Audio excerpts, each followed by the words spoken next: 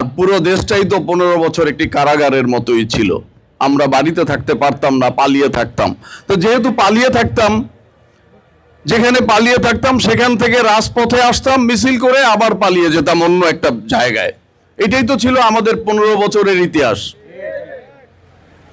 আমরা কেন করেছি? পরিবার পরিজন রেখে আমরাও করেছি। ওই যে আমাদের সামনে গণতন্ত্রের আদর্শ রেখে গেছেন শহীদ রাষ্ট্রপতি জিয়াউর রহমান, ওই গণতন্ত্রের আদর্শ যেন বাংলাদেশে প্রচলিত থাকে, গণতন্ত্রের চর্চা যেন অব্যাহত থাকে, সেটাকে ধরে রাখার জন্যই কিন্তু আমরা ওই রাজনীতিটা করেছিলাম।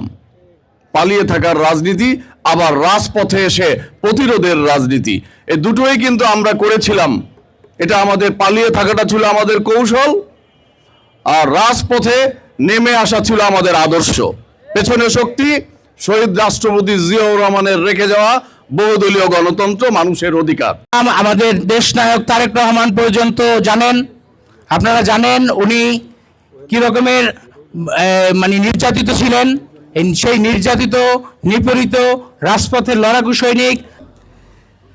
উনি নিহত হওয়ার পর বাংলাদেশ যখন টালমাটাল অবস্থায়, ঠিক সেই সময়ে আমাদের প্রিয় নেত্রী, তার সহধর্মিণী বেগম খালেদা জিয়া, মরহুমা বেগম খালেদা জিয়া এই বাংলাদেশের দায়িত্ব নিয়েছিলেন।